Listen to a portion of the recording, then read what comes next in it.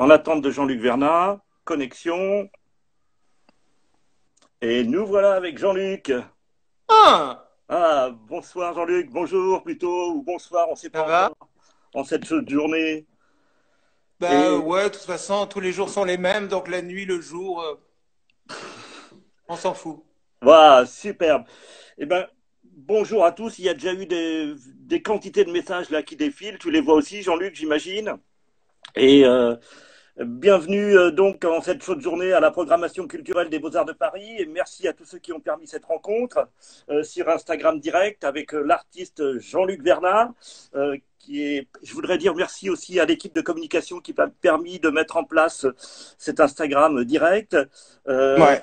Difficile aujourd'hui de prévoir ce que nous pourrons faire dans le cadre de la programmation culturelle des Beaux-Arts de Paris en présentiel dans les semaines qui vont suivre. Donc on a cherché à vivre une nouvelle aventure et en attendant d'en savoir plus, on va proposer aux spectateurs confinés et aux artistes et penseurs confinés de penser le présent avec nous et nous espérons ainsi avoir une rencontre tous les jeudis de 18 heures.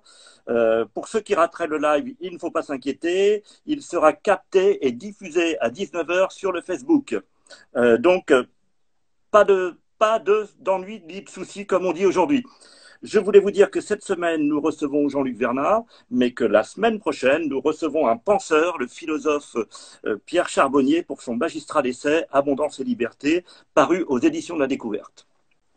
Alors voilà, en ce qui concerne aujourd'hui et notre rencontre avec l'immense artiste qu'est Jean-Luc Vernat, je Je ne suis voudrais, pas un immense artiste. pour moi, tu le seras toujours, Oh et bah je, et alors. je voulais dire à quel point j'admire l'œuvre.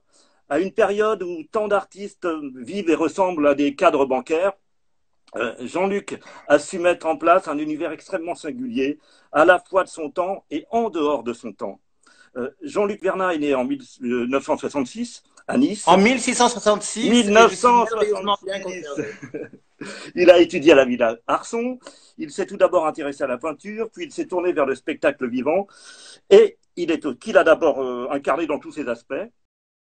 Et il est aussi un dessinateur extraordinaire, avec des thématiques et des techniques qui n'appartiennent qu'à lui.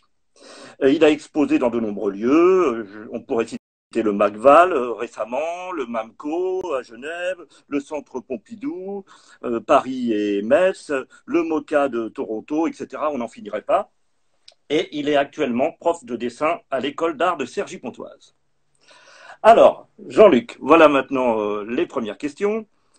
Nous dialoguons donc aujourd'hui sur les réseaux sociaux, des espaces que tu affectionnes particulièrement, dont tu as un grand Trop, usage et trop. où tu t'exprimes avec une extrême liberté. Opinion, amitié, inimitié, commentaires à chaud, actualité, etc. Est-ce que cette période si particulière de confinement a exacerbé leur usage? Oui, donc pour mon usage des réseaux sociaux, etc., on me le reproche assez, mon mari le premier. Euh, en même temps, c'est comme ça que je suis. Oui, en fait, j'aime bien que ce soit une extension de ma parole de tous les jours. J'ai pas un profil d'artiste et un profil privé. Pour moi, les deux sont liés. Et effectivement, j'ai une grande gueule. Je le paye assez cher, mais c'est un luxe. Donc, je dis ce que je veux, sur qui je veux, qui me le rende bien d'ailleurs, en privé ou en public. Peu m'en chaud, je m'en fous. Voilà. Après, pendant ce confinement où nous sommes des Voilà. petits frustrés, euh, oui, oui, parce que déjà pour faire le tri entre les vraies et les fausses nouvelles, il faut arriver à recouper plein de choses, donc c'est plus de recherche. Et puis, il y a aussi le fait, bon, moi j'ai la chance d'être confiné avec mon mari que j'aime, dans un environnement assez nouveau pour moi, mais qui est suffisamment grand pour qu'on n'ait pas envie de se tuer, l'un l'autre ou chacun de son côté. Donc, j'ai vraiment, je mesure ma chance. Euh, le truc, c'est que pour se sauver un peu de ça, le soir, on fait des sortes de petits, comme tout le monde, des apéros en vidéoconférence ou des trucs comme ça, mais on le fait avec des amis des arts vivants. Donc, il y a des gens de la danse comme Guillaume Marie, comme Cédric Deboeuf, comme il y a Angèle Micot, qui est à la fois une danseuse et une cabaretière incroyable. On fait des numéros, on se déguise. D'ailleurs, chez moi, maintenant, ça ressemble un peu à un cimetière de drag queen, étant donné tout a explosé. On n'a plus de visites, donc moi, je ne vois pas pourquoi je rangerais. Voilà, c'est juste ça. Voilà, je me lave tout juste parce que j'ai mon mari qui quelquefois change de couleur, alors je sais que. Et puis donc voilà. Après le samedi soir, on fait des grandes lectures, plus des clips, plus des chansons en live. Plus des lectures, plus ou moins. Là, il y a Marlène Saldana, cette sublime actrice qui nous fait la lecture du Petit Grégory. C'est ignoble de rire là-dessus. Et puis, je veux dire qu'on rit. Enfin, il y a tout le monde. Il y a Jean Biche. Il y a le dimanche à 4 heures du matin, non, à 10 heures du soir, il y a Alana Star qui est la meneuse de revue transsexuelle magnifique de l'ex-Manco qui nous fait des choses folles. Enfin, j'ai de la chance d'être entouré de gens de talent Et tu et considères, de gens et Jean-Luc, intelligents. tu considères que c'est du divertissement ou tout ça apporte beaucoup à ta pratique artistique? Alors, c'est du divertissement et comme tout divertissement, ça apporte beaucoup à ma pratique artistique. D'accord. Parce que la pratique artistique se nourrit de la vie. D'accord. Parlons justement de tout cela, de ton aspect presque fluxus, hein, que tu as très tôt pratiqué des performances alors que tu étais étudiant à la Villa Arson en 80, et les performances elles datent de 89 et de 90. L'historienne de l'art Valérie Dacosta rappelle que les performances avaient le caractère d'Evans, hein, elles faisaient partie des soirées inspirées par les artistes fluxus, je crois de Ben et Georges Brecht. Euh, Oui, oui. Est-ce que cette idée chère au mouvement Fluxus de mêler art et vie a toujours été quelque chose qui mène ton œuvre?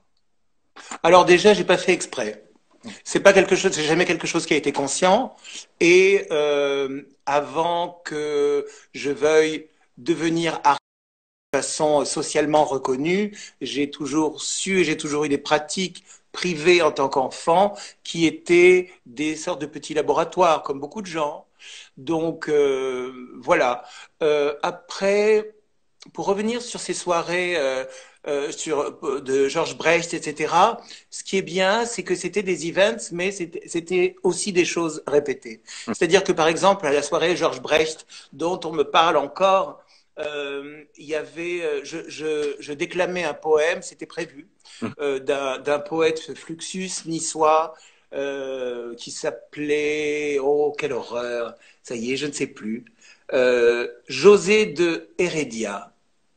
Oui, c'était pas José Maria de Ouais. Heredia, c'était José de Heredia. Et ça s'appelait mon trou du cul poétique. Et après, j'ai fait oui, un happening qui n'était pas prévu, où je me suis mis en scène en train de sortir des roses de ma braguette. Et je l'ai jeté aux gens qui mangeaient en contrebas, puisque ce lieu d'art était aussi une cafétéria casino, Et qui était sur la promenade des Anglais. Donc c'est à moitié chic, à moitié pas du tout chic. à l'époque, tu peignais également, hein, c'est ça? Ou tu avais Alors, voilà. j'ai eu mon diplôme en peinture, j'ai eu mon diplôme haut la main en peinture, et heureusement que j'ai arrêté la peinture parce que c'était très mauvais ce que je faisais. Mais qui était Et ton prof? Qui était ton professeur à la Villa Arson? écoute, Est-ce qu'il y bon, a- j'en ai eu plusieurs. Il y en a un que j'aime vraiment toujours beaucoup et qui est un artiste incroyable, c'est Noël Dola. Donc oui, Noël, beaucoup. J'avais Jean-Marc Réol qui était mon prof d'histoire de l'art et Dieu sait que l'histoire de l'art est importante pour moi. Mhm. J'ai eu de formidables contre-exemples aussi de ce qu'on pouvait être de pire parmi mes profs. Donc je ne vais pas leur donner de nom parce que voilà, même vivants, ils sont morts depuis longtemps. Euh, j'ai eu, ouais, c'est surtout Noël Dola qui m'a beaucoup poussé. J'ai eu Sylvie Blocher aussi comme prof. C'est drôle parce que maintenant c'est une de mes collègues de travail à Cergy qui a pas du tout changé, qui est toujours hyper radicale, hyper rentre dedans. Et je me souviens qu'elle m'avait dit des choses qui m'avaient beaucoup froissé. Et finalement, elle avait une grande partie de la solution. Donc c'est assez drôle. C'était à Et on propos, s'entend. C'était à propos de ton attitude dandy à En l'école. fait, elle m'a dit un truc atroce parce que moi j'étais dans la peinture. Je suis peintre, la peinture. Et donc, un jour, elle m'a dit, bah, en fait, ta peinture, je pense que c'est de la merde. Elle me l'a dit d'une façon très gentille, hein. Elle m'a dit, je pense vraiment que... Par contre, la façon dont tu déambules, attifé de façon impossible, en tordant des hanches, dans les couloirs de la Villa Arsan et dans les rues de Nice, là, je pense qu'il y a matière. Et sur le coup, je me suis dit, oh, mais salope, quelle horreur. Et en fait, bah, finalement, j'ai recollé tous les morceaux. Mhm. Et effectivement, ma peinture, heureusement, s'est transformée. Et bah, assez vite, je suis passé à des choses plus performatives en mettant mon corps en branle. Et tu nommes souvent les actions que tu entreprends des performances post-punk. Bon, Ouais. est-ce que l'après-punk des années 80, c'est-à-dire la scène culturelle musicale de ces années, de ton adolescence, est encore une source d'inspiration pour toi ou moins? Oui, non, toujours autant. Mais déjà, c'est pas moi qui dis je fais une performance post-punk. C'est pas mon ton. Alors après, il y a eu des plaquettes d'éditer, il y a des Mhm. plaquettes qui se rééditent. Après, c'est pas du tout quelque chose qui me vexe, au Mhm. contraire. Mais je me vois pas moi en train de dire je vais vous délivrer une performance post-punk. Non, ça je fais pas. Je fais pas parce que déjà j'ai du mal à mettre des mots sur ma pratique qui fluctue. Euh, et aussi parce que les choses sont pas aussi facilement rentrables dans une petite case ou une petite. Le post-punk, évidemment, c'est 80% de mon ADN. Mhm. Moi, je suis né dans les années 80. Je suis pas né dans Mhm. les années 60, je suis né dans les années 80. D'accord. Euh, mais avec, j'ai le goût de la musique, j'ai le goût de cette époque. J'ai une forme sûrement de nostalgie, mais c'est une nostalgie de quelque chose que j'ai connu. Et puis c'est la nostalgie classique jeunesse, comme on l'a tous, hein. Mhm. Après, ça m'empêche pas d'aimer d'autres choses plus nouvelles. Mais mon goût de la culture m'a poussé petit à petit et assez vite à voir que bah, les racines du post-punk, de la dark wave, etc., bah, les racines, ça va très loin dans l'histoire et c'est très transhistorique, cette chose. C'est-à-dire qu'on part des chœurs antiques, on passe par le cabaret berlinois, l'expressionnisme, euh, euh, Ilona. Très bien. Mais voilà. Ok, tu sais, dans le texte du catalogue de l'exposition, là, Les Maîtres du désordre, organisé au musée du Quai Branly en 2012, tu confiais, je ne suis ni du genre masculin, ni du genre féminin, mais du genre Ouais, plastique. Je me suis ouais. toujours senti image de quelqu'un. Et il y Oui. avait ton ami, l'historien de l'art Claude Hubert Tabot, qui avait écrit, Tato.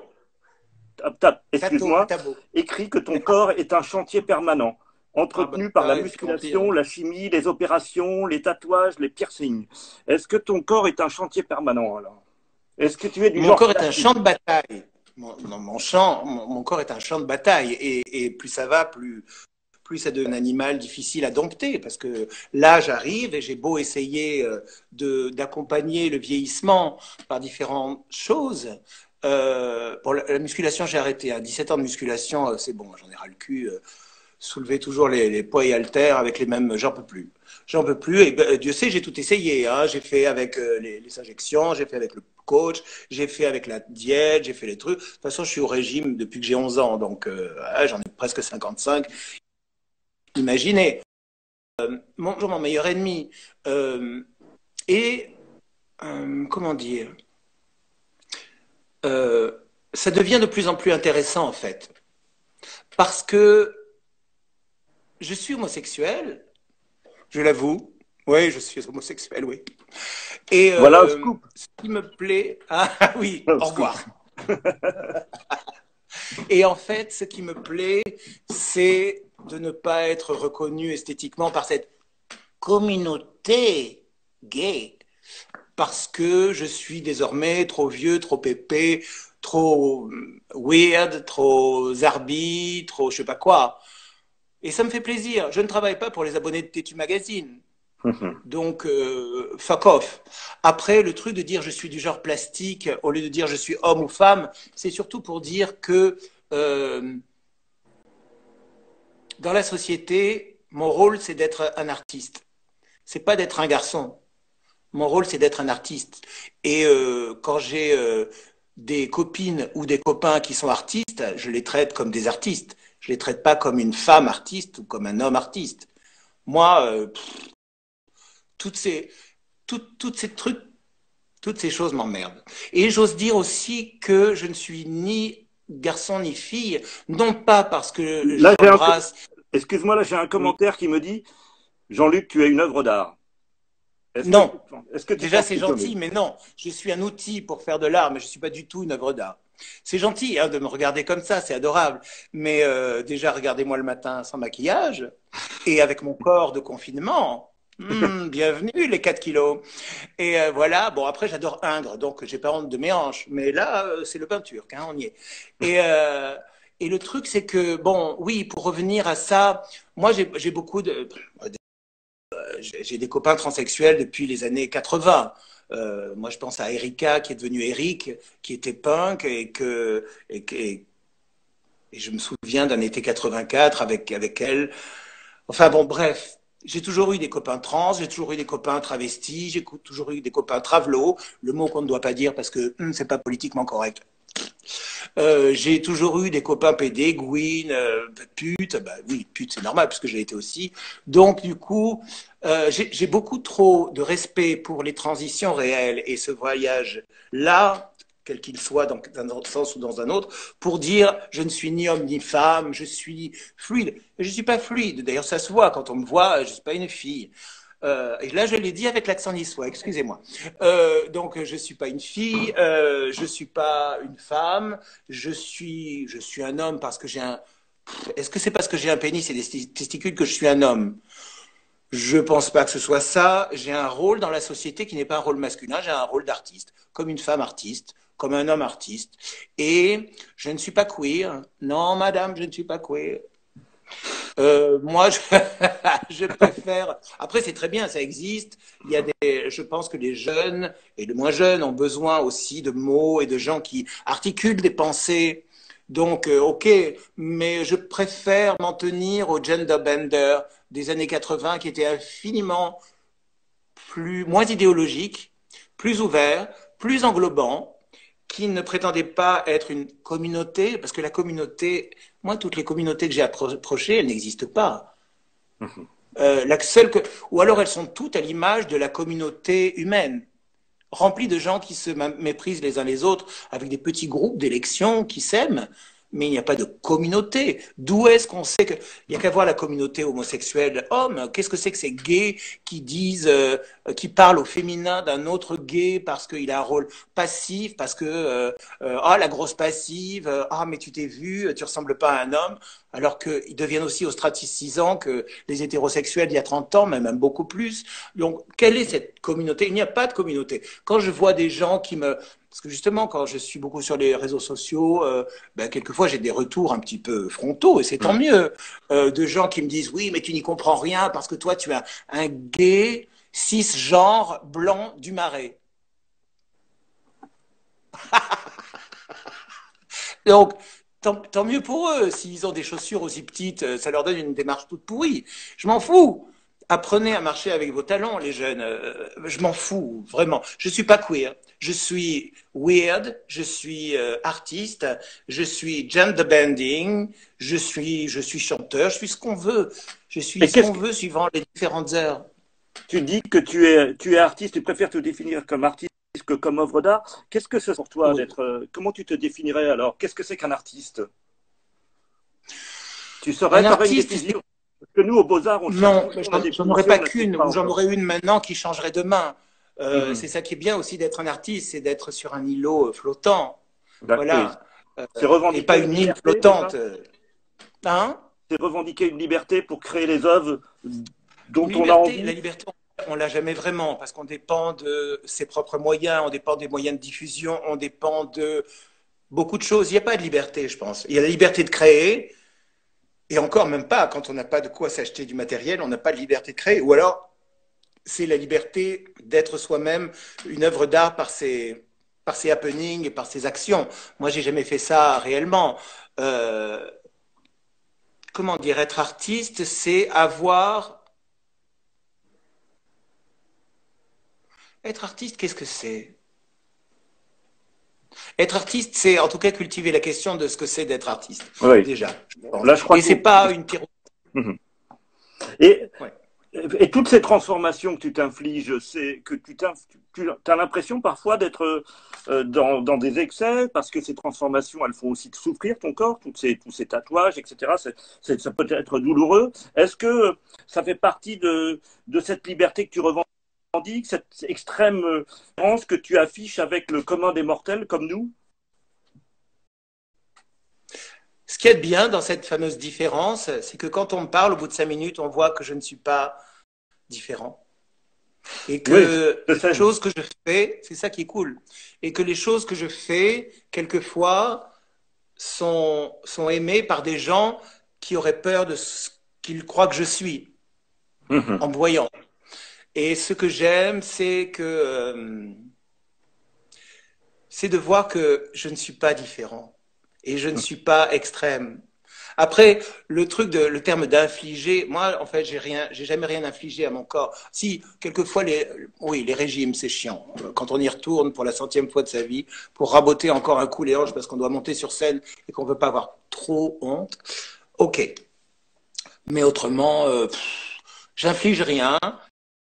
Le fakir Safar a dit déjà dans les années 50, avant d'avoir sa propre chaire dans une université des États-Unis, il a dit être dans un corps, c'est être obligé de vivre dans un appartement qu'on n'a pas choisi.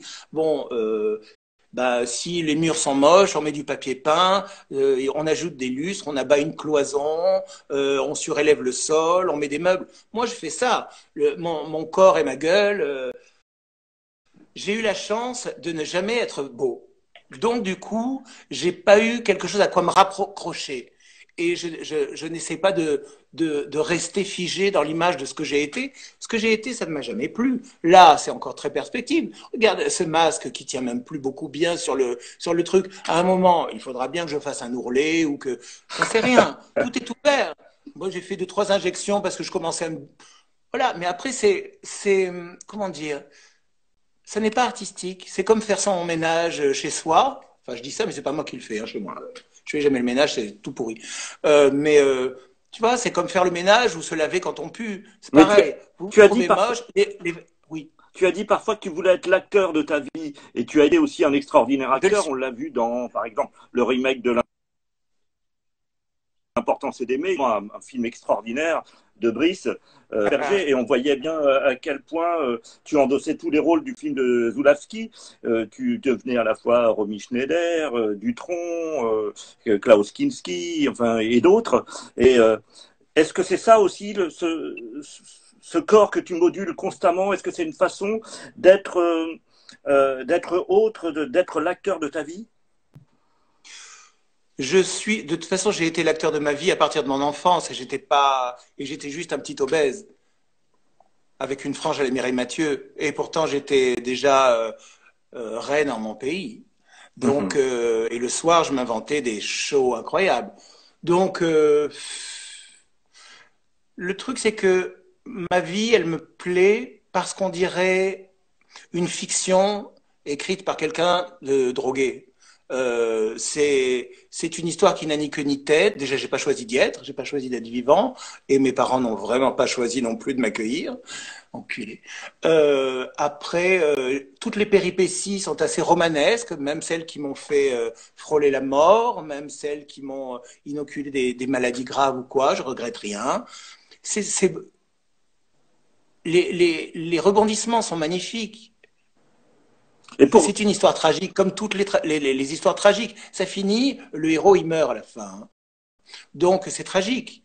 Mais sur le chemin, j'ai eu, et je continuerai sans doute à avoir des rencontres ensoleillées, enrichissantes, qui m'augmentent. Moi, j'arrête pas d'apprendre au contact de mes amis. J'apprends. Je suis en formation permanente. J'apprends aussi au contact de mes étudiants. Je suis en formation permanente. Je suis là pour apprendre jusqu'à ce que je crève ou jusqu'à ce que mon cerveau se liquéfie et que j'arrive plus à apprendre. Mais j'apprends. Après, le fait d'être un acteur, oui. En même temps, avec cette gueule, c'est de plus en plus difficile. Je vais refaire un film bientôt avec Brice. Oui, tu as des J'ai un projets? petit rôle dans un... Ouais, on va refaire un film dans les 2 ans, je pense. Après, il y a, j'ai un rôle dans le prochain Patrick Chia. Après, je serai sur scène dans un Beckett avec l'immense Dominique Fro. Bravo, Après, bravo. je serai sur scène pour une pièce de Paul Dévaux à la rentrée normalement. Si le déconfinement marche, Bien sûr. un biopic sur Diane Arbus où je jouerai le rôle de Jack Dracula, son modèle tatoué de Coney Island. Et j'ai des projets qui m'arrivent tout le temps. Et toi-même, Et tu veux refaire des spectacles parce que là, tu vas participer à des spectacles, mais oh oui, tu as envie encore à nouveau de mettre des choses en place? oui, oui. Oui, parce que déjà mon premier spectacle que j'ai signé en tant qu'auteur, chorégraphe, costumier, maquilleur, directeur de compagnie, voilà, on l'a quand même pas mal tourné et dans des très beaux lieux, avec des publics vraiment, vraiment accueillants. Euh, J'avais pas pour ambition de révolutionner la danse contemporaine. Mhm. J'avais ambition de faire quelque chose de pas trop honteux et qui parle à, à tout le monde, à des gens qui ne sont pas moi, mais avec mes mots à moi et avec mes images à moi, et c'est ce que ça a marché. Donc ça, c'est cool. Et bon, le deuxième spectacle que j'ai commencé avec ma propre compagnie a tourné court parce que je me suis fait, en fait, je me suis fait voler mon truc. C'est pas incroyable. Wow. J'avais posté le pitch de ma pièce sur Facebook avec la tête du danseur. C'était un solo pour un danseur. Je sais pas comment il Mhm. s'appelle, Alexandre Biabia ou un truc comme ça. Et en fait, il y a une sorte de vieil artiste gay à moitié mort qui s'appelle je ne sais plus comment, genre Ugly quelque chose, qui en a fait une sorte de condensé de 10 minutes vidéo Bon, c'est pas hilarant. pour toi. Et il a pris aussi le danseur. Donc du coup, c'était très très drôle, mais j'ai dû en faire le deuil. Bon. Et du danseur, qui était pas mauvais, hein, un peu gay quand même. Mais et puis voilà. Donc, écoute, voilà, ça leur a fait leur truc. Moi, j'ai plein d'autres idées. Une fois de plus, je vais cette fois-ci parce que j'utilise toujours des voix qui disent les mots des textes que j'écris. Donc là, j'ai trouvé la première, c'était Béatrice Dalle. La deuxième, donc oui, c'était Béatrice Dalle. Là, ce sera Dominique Fro. Et ça va être une. Voilà. Après, je sais pas, je me mets pas de pression. Ça va être dans les 2 ou 3 ans. J'ai la chance de ne pas vieillir. Bravo. J'ai toute Euh, la vie devant moi. tu es magnifique, Jean-Luc, je peux te le confirmer. Euh, Ah tu as ouais. une activité qui est quand même absolument fascinante, qui se décline par le dessin et qui est ton activité principale. Peut-être que beaucoup de gens ne connaissent que celle-là d'ailleurs, parce qu'ils n'ont pas eu la chance de voir à la fois tes concerts de rock ou tes différents spectacles. Et les dessins ont une technique très particulière. Est-ce que tu pourrais, pour les auditeurs, en parler, dire ce que tu fais? Oui, bien Même sûr. s'il y a Bien je dois sûr. dire qu'il y a un très beau atelier A qui permet de comprendre ta technique sur Oui, Arte. l'atelier A qui a été d'ailleurs filmé par Patrick Chiaz pour Arte Créative montre bien Voilà. les choses. En fait, voilà, j'ai eu de la chance finalement d'avoir eu dans mon enfance des blessures narcissiques suffisamment profondément infligées pour qu'elles ne se referment pas et pour que je sois absolument incapable d'être fier de ce que je fais. Donc quand je commets un dessin, si bon soit après, qu'est-ce qu'un bon dessin, hein? Moi, j'attends toujours qu'on me donne la solution. Euh, je le trouve dispensable. Il sera toujours au-dessous, de toute façon, de mes maîtres. Euh, et, euh, et du coup, il faut que je transforme mon dessin en surface de travail. Donc le dessin, je le calque, je le corrige, je le salis, je le marcotte, je le photocopie, je transfère la photocopie, je rehausse le transfert comme ma gueule avec du maquillage et de l'encre. Et du coup, ça donne un objet ambigu.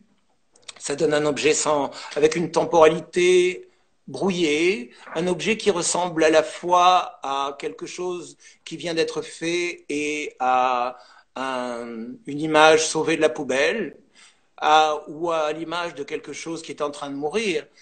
Il y a aussi une esthétique de la perte qui est à l'œuvre. Mon dessin a le vie. Mon dessin, c'est quelque chose qu'on attrape avant que ça s'évanouisse. C'est quelque chose. Oui. J'ai une question d'un regardeur qui me dit qui sont tes maîtres? C'est Élise qui pose cette question. Écoute, mes maîtres. Alors, oui. Moi, j'aime Alfred Cubine. Quand j'ai vu l'expo d'Alfred Cubine il y a bien des années au Musée d'Art moderne de la ville de Paris, j'ai arrêté de dessiner pendant un an quasiment, parce que pour moi, c'était pas surpassable et que je me semblais complètement illégitime dans ce que je faisais. Voilà.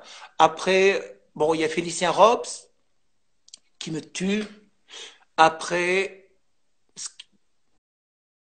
j'adore Raymond Petitbon, j'adore Myrtzic et Morisseau. J'aime beaucoup, bon, je dis pas ça parce que je les ai eus en tant qu'étudiante, mais j'adore Hippolyte Nguyen, qui sont incroyables. Une nouvelle artiste chinoise. J'aime Lulu Wang, incroyable parce que ça ne ressemble à rien d'autre. Moi, j'aime les choses qui ne ressemblent à rien d'autre. Après, quand on va dans les... Moi, je ne veux pas forcer le trait, mais il y a quand même plein de choses qui se ressemblent et ça m'emmerde. J'aime pas que les gens et les choses se ressemblent.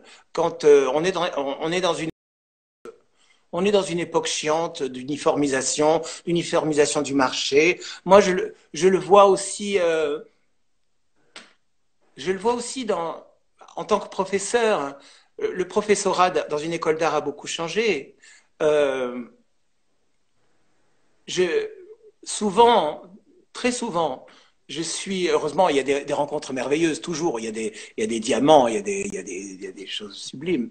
Mais il y a quand même une vague de petites mères de Kardashian. Il y a des wannabes horribles. Il y a toujours eu, hein, ceci dit. Il y a des gens qui, et ça me fait chier. Il y a des gens qui veulent être les prochaines stars du marché et pas de leur propre vie. Et pour moi, ça, c'est la maladie. C'est la maladie de la planète, c'est la maladie de la société. C'est ce qui, moi, me rend malade. Et ces gens-là sont atteints si jeunes de façon... On ne peut pas les guérir. On n'a pas à le faire. Après, voilà. Et ouais, l'enseignement change beaucoup. Mais là, ça fait 27 ans que je suis prof. L'enseignement dans une école d'art change beaucoup. J'ai eu la chance d'être à la Villa Arson quand c'était une très très belle école. Peut-être le redeviendra-t-elle. On va revenir sur l'enseignement que tu pratiques, mais là j'ai une question aussi, c'est quelqu'un me demande quelles sont tes thématiques de prédilection pour le dessin. Les dessins que tu fais d'ailleurs sur les murs ou sur des sur-tissus qui ne sont pas oui, obligatoirement, que j'ai vu aussi au sol. Oui. Oui. Voilà. Il y a un sol qui est resté au MAMCO à Genève d'ailleurs. Et j'en profite pour dire que ce serait bien quand on a une pièce au sol, cher directeur du MAMCO, de mettre une plaque ou alors de la recouvrir parce qu'on ne la veut plus. Sinon, ce n'est pas très poli. Merci. Oui, en fait, mes thématiques, à bon entendeur si vous nous entendez, en fait, oui, mes thématiques que je dessine, des corps, des oiseaux, des petits paysages, c'est toujours les mêmes. C'est des thématiques extrêmement englobantes de toutes les sous-thématiques. Qu'est-ce que c'est que d'être vivant? C'est tout. Qu'est-ce que c'est de naître? Tu traites jamais de l'actualité politique. Mais si. Non. Mais si, mais c'est une sous-catégorie de la grande catégorie. Oui, des overdoses de pouvoir, du masculinisme toxique, de la rouerie des hommes et des femmes, de de la transition d'un sexe à l'autre, du vieillissement d'un corps, de l'arrêt de la sexualité. Je parle de tout dans mes dessins, mais ce qu'il y a de bien, c'est que c'est jamais frontal, parce que je fais de l'art et je fais pas de la communication. Mhm. Et je fais de l'art et je ne fais pas de la sociologie. Mhm. Et je fais de l'art pour les gens qui ont dans les yeux suffisamment d'intelligence pour lire les signes et reconnaître les formes. Si les gens sont assez culs pour être obligés d'avoir chez eux des pièces d'art un peu chères, genre, je sais pas, non, mais même pas Kunst, parce que ça, on est ailleurs. Non, mais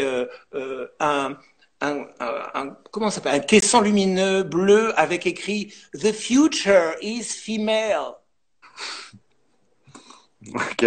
Désolé, le mec, il a fait une école de commerce ou je sais pas, mais à un moment, il faut apprendre à transformer ou alors à faire confiance à l'intelligence des regardeurs. Qu'est-ce que c'est Mhm. que ces formes squelettiques, frontales, de pure communication? Ça m'emmerde et c'est très emmerdant et ça cultive la bêtise. Si les gens ont besoin d'avoir chez eux des pièces aussi immédiatement compréhensibles que Hanouna, ça veut dire que ces gens ne méritent pas l'argent qu'ils ont à dépenser. Mhm. Très bien. Donc, Jean-Luc, on a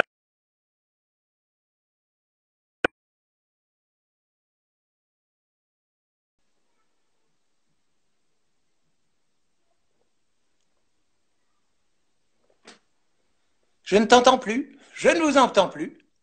Je ne vous entends plus. Je n'entends rien. Guilux, je ne vous entends plus.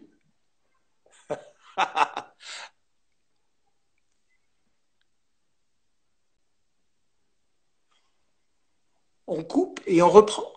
voilà. Ah, est-ce que tu as le Ah, mais qui dit technique dit problème technique. Ah Ah, bah oui, là, je ne touchais à rien, je peux l'assurer aux techniciens. Je t'écoutais passionnément pour savoir ce que tu étais. Excusez-nous, c'est ah. les problèmes.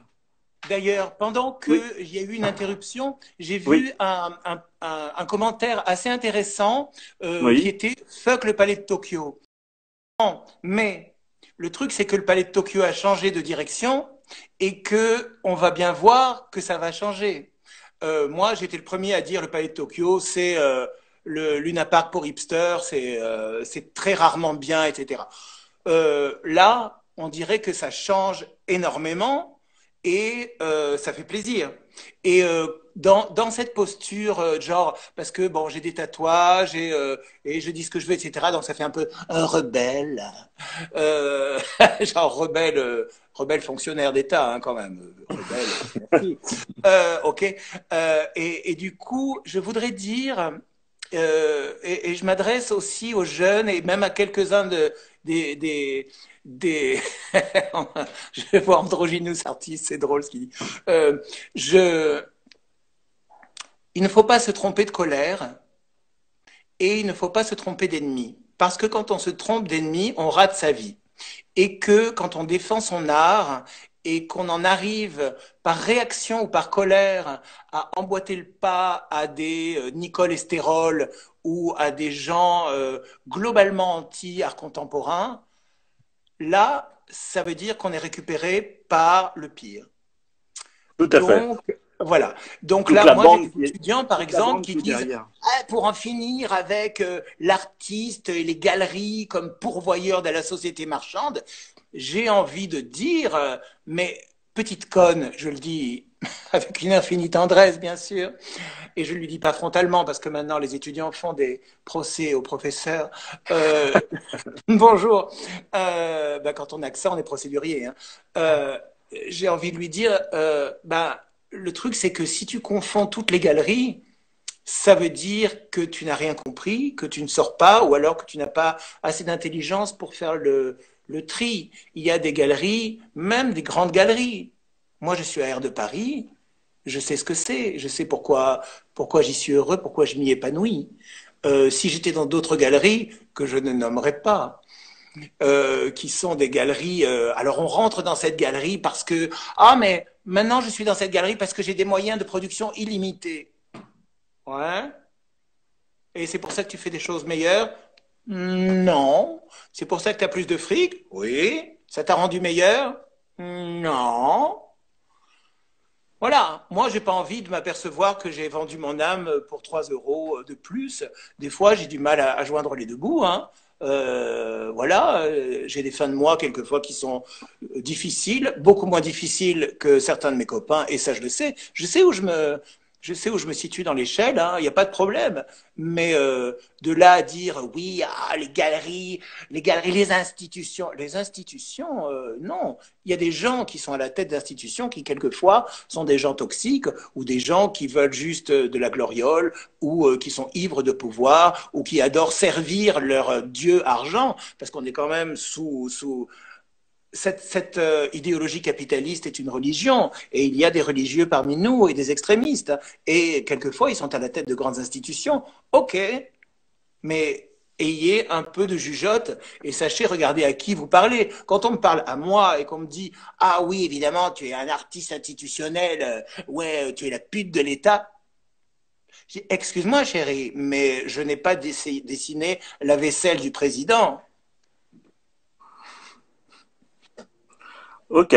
Ou encore, je ne suis pas un artiste homosexuel qui fait des grandes sculptures et qui les pose à Abu Dhabi où l'homosexualité est condamnée, Oui, il y aurait beaucoup à etc. dire. Il y a beaucoup à dire. On l'a vu avec le prix Maurice pour l'art contemporain, qui est tenu par un émirat qui pratique l'aria, etc. Bon, voilà, il y a beaucoup de pratiques dans notre milieu qui sont à revoir. Et je crois que le mécénat était quelque Oui, chose qu'il va falloir regarder de très près. Jean-Luc, oui, je voudrais parler de du fait que tu sois professeur. Qu'est-ce ouais. que, quand on est professeur de dessin, comme c'est la case sur laquelle tu es salarié. Est-ce que quel type de pratique tu mets en place? Quelle originalité tu as? Ou est-ce que tu restes sur un modèle extrêmement classique à partir du nu, à partir de l'anatomie, comme on le pratique dans beaucoup d'écoles? Alors, être professeur de dessin, c'est une histoire de fou. Et comme les écoles bonnes ou moins bonnes sont des maisons de fous, euh, pour le meilleur et pour le pire, donc évidemment, j'ai j'y ai ma place totalement. Ma pratique, ça évolue. Là, par exemple, là, jusqu'à maintenant, je faisais des cours de dessin de nu parce que c'est l'exercice roi. Moi, je m'en fous qu'on soit super bon à dessiner le grand tenseur du facial lata ou le sternocléidomastoïdien ou le vaste externe ou le. Je m'en branle. Si vous y arrivez, c'est merveilleux.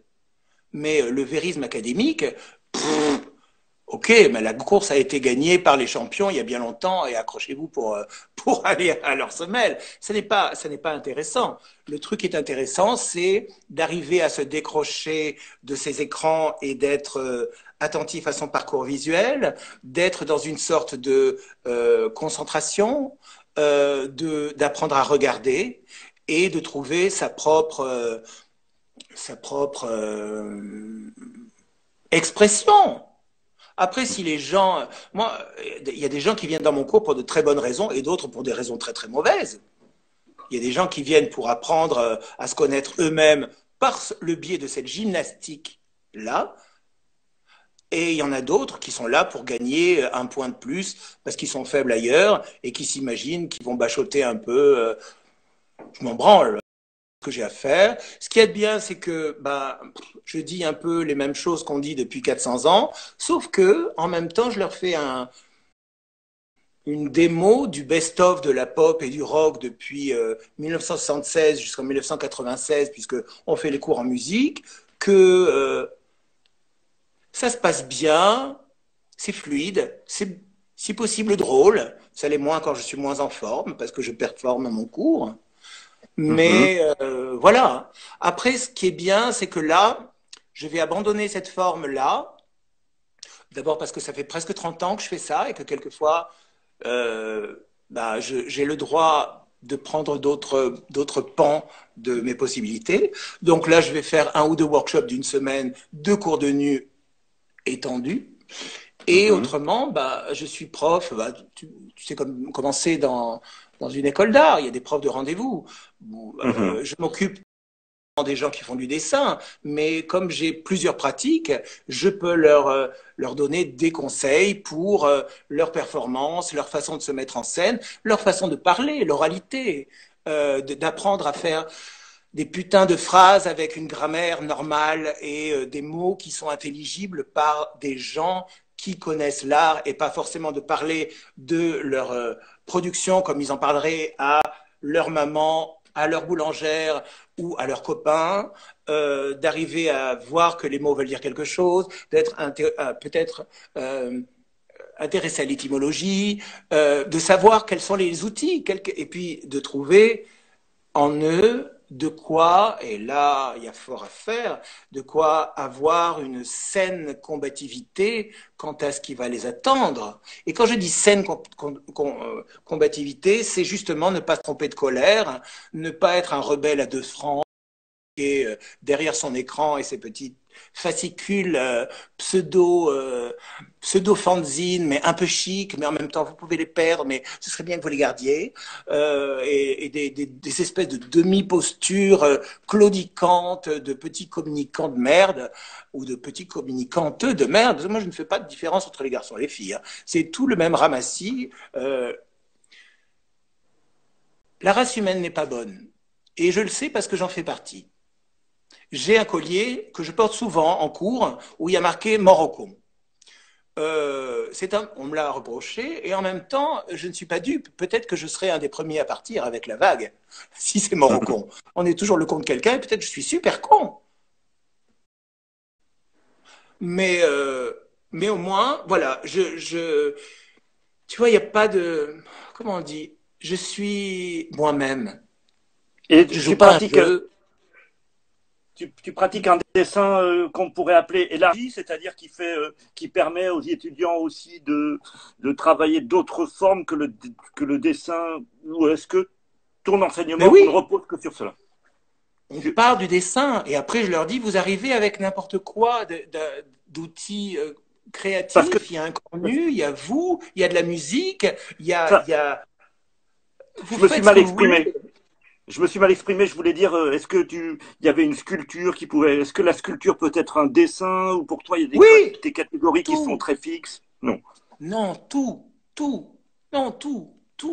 Il y a des peintres qui sont extrêmement dessinateurs, il y a des sculpteurs, il y a des gens de la performance qui, c'est, c'est pas pour rien que je suis attiré par tous les arts et que je m'essaye à plusieurs choses. C'est que tout, tout se rejoint. La musique, la danse, la sculpture, le dessin. Il y a des, il y a des territoires, il y a des topos qu'on coupe, qu'on ouvre, qu'on déplie, qu'on incarne, qu'on fait tourner autour de soi ou avec lesquels on tourne, dans lesquels on invite d'autres personnes ou qui vous ouvrent à d'autres personnes. Tout est la Mhm. même chose. Tout est la même chose. Après, il y a différentes façons de se servir du talent qu'on a ou de se servir du talent qu'on n'a pas et de trouver des façons de boiter plus élégamment que la plus élégante des marches. Très bien. Et est-ce que tu as encore une pratique de sculpteur? Est-ce que tu as fait des objets qu'on a pu Oui, voir, oui, oui, oui. tu as fait tes coquerines, tu as fait tes baguettes de fée. Est-ce que c'est encore une pratique ou c'est quelque Oui, chose qui est vraiment accessoire? non, c'est une pratique. Là, j'ai tout un petit cahier, plein de choses que je ne réalise pas parce que j'ai pas le blé pour le faire et j'attends, Mhm. j'attends des opportunités. Mais oui, oui, oui. Non, j'ai plein d'objets à faire. J'ai de la sculpture, des objets, voilà. Et puis, le truc, c'est que je suis, je ne suis pas fixé. Je ne suis Mhm. pas collé.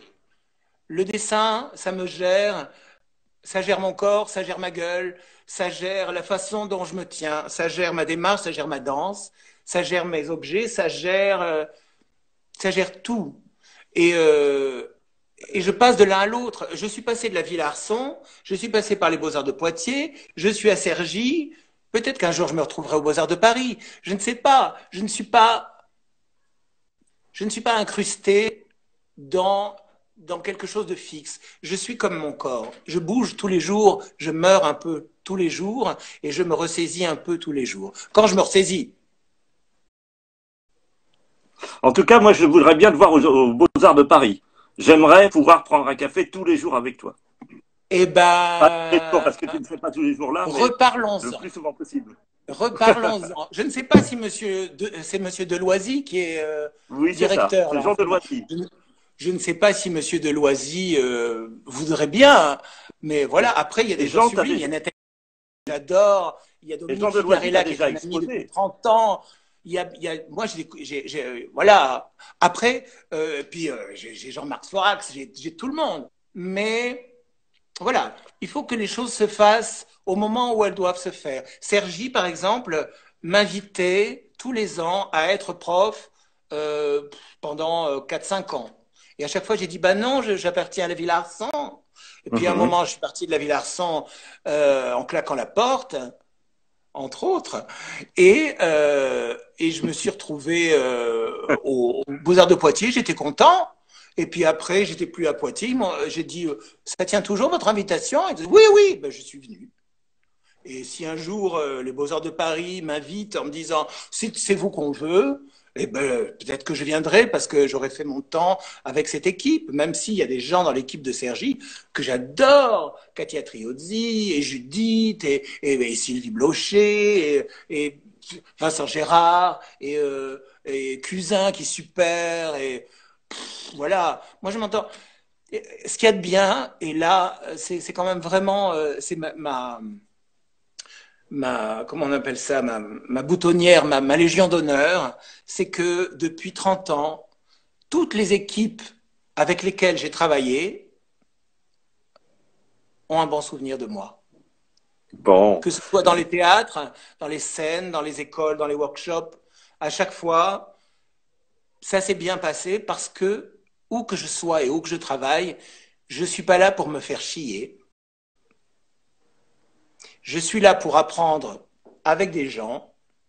Je suis là au contact d'une population qui m'est inconnue et que j'aimerais bien compter parmi mes amis, même si ça ne marche pas toujours. Mais je suis là dans une sorte d'ouverture et de grande humilité parce que je ne suis que ce que je suis. Tu as commencé à dire tu es un grand artiste, etc. Et je dis non, mais c'est vrai. Moi, je ne suis pas un grand artiste. Être un grand artiste, c'est le choix de l'histoire. C'est après la mort, et ça n'est plus du tout mon, je m'en branle. Enfin, je veux dire, c'est pas mon histoire. Être un grand artiste, on voit ce que ça donne de son vivant, les gens qui veulent être des grands artistes et qui sont des gens, hommes ou femmes, d'une grande toxicité. Ce que je veux, c'est d'abord être artiste et, si possible, être un bon artiste. Et déjà, il n'y en a pas tant.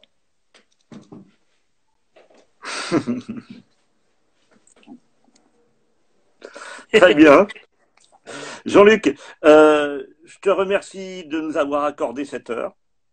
Oh, c'est déjà fini. Oh, mais Oh. si tu, est-ce que tu voudrais dire quelque chose? Parce qu'il y a tellement, il y a beaucoup de commentaires. Les commentaires, c'est reste avec nous à Ah ben Cergy, viens oui, avec nous aux Beaux-Arts. Enfin, il y a beaucoup. Je voudrais prendre un café avec toi tous les jours. Voilà mais oui, ce que je prenez peux des cafés te avec dire. moi. Mais Là, non, là, un gros bisou de Bernard Mouchon du TAP, qui est une scène nationale merveilleuse de la danse, du théâtre et de la musique. Je vois des gens qui m'aiment bien, je vois plein de cœurs, et oui, j'en vois d'une beaucoup façon un peu, aussi. mais oui, et d'une façon un peu suicidaire, c'est vrai que j'ai été Ah, le son, une coupure. brisé par quelqu'un que j'aimais. Généralement, je suis très fier d'être méprisé par qui me méprise. Donc voilà. Non, je ne prends pas d'assistant parce que j'ai pas l'argent pour les payer. Je réponds. Voilà. Mon assistant, c'est mon mari et je le paye très très mal. Voilà. Et voilà. Et puis Doré Dimitri, un merveilleux acteur, par exemple. Vous voyez, j'ai la chance. Je vois Sébastien Le Guen. Je vois des gens j'ai de la chance de connaître déjà, j'ai de la chance de te connaître toi, parce que tu es un mec bien, je pense, vraiment. J'ai de la Valérie Dacosta qui est super et qui en plus, et je le dis sans aucun sexisme, est d'une grande beauté. Je suis content de vivre à mes côtés, aux côtés de Florence Bonnefou, qui est quelqu'un d'incroyable dans ma vie, et de Brice d'Elsperger, avec qui je travaille depuis 30 ans, et de mes musiciens, Gauthier Tassard, et Nicolas, et Ben. Bon, évidemment, je ne vais pas citer les musiciens que j'ai virés parce que c'est des enculés, etc. Donc, voilà. Donc, j'ai beaucoup de chance, et merci beaucoup de tout cet amour et de toute cette haine, parce que ça me fait me sentir vivant. Je t'embrasse très fort, Jean-Luc. Et merci à tous nos auditeurs. Et merci au Ouais, Beaux-Arts de merci, je Paris vous d'avoir fait embrasse. cette rencontre. Et la semaine prochaine, voilà, il y aura une autre rencontre qui sera avec notre ami sur Abondance et Liberté, Pierre Charbonnier. Voilà. Au revoir. Au revoir, Jean-Luc. Ciao.